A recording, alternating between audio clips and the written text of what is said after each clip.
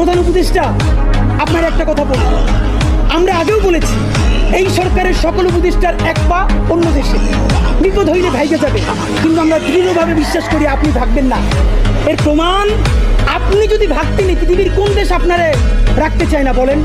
তাহলে হাসিনার আমলেও 10 তলা বিল্ডিং পাইয়া আপনার আদালতে হাজিরা আপনি দিতে আসতেন না, আপনি তখনই বিদেশ থাকতে পারতেন। আপনি এই দেশে থাকতে চান বলেই আপনি আসছেন, আমরা বিশ্বাস করতে চাই। মাননীয় প্রধান উপদেষ্টা, আপনি বাঁচবেন কয়দিন বলেন? আপনার এত বয়স হয়েছে, বাংলাদেশের গড়ায় উঠতে প্রায় 20 বছর বেশি পাচ্ছেন। আমার বাপের 63 বছর পাচ্ছে, তার চেয়ে আপনি প্রায় 20 বছর বেশি পাচ্ছেন।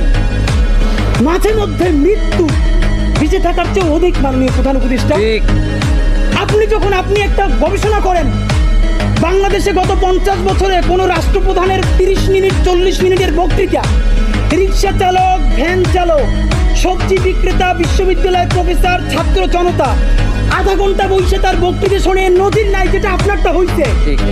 এটা কিন্তু আপনার চেহারা দেখে না, আপনি রাজনৈতিক দল করছিলেন, ফেরও করছেন, কিন্তু এইবার যে আপনার এই বাংলাদেশের পক্ষে হৃদয় নিংড়ে ভালোবাসা, আপনি যখন বক্তৃতা করেন আপনি আর্টিফিশিয়াল কিছু বলেন না, কিন্তু আপনি যখন ঘোষণাপত্র বললেন আপনার চেহারায় আর্টিফিশিয়াল ছাপ। ইদানিং আপনি স্ক্রিপ্ট দেখে দেখে বক্তৃতা করেন, এগুলো আমরা চাই না। মাননীয় প্রধান উপদেষ্টা, আপনার অন্তরে যা আছে, আপনারা যে বাধ্য করে তার কথা বলে দেন না। আপনারা কি করবে বলেন? আপনারা খুন করবে? আপনি প্রায় 80 বছর বাঁচছেন, আর কয় বছরই বা বাঁচবেন?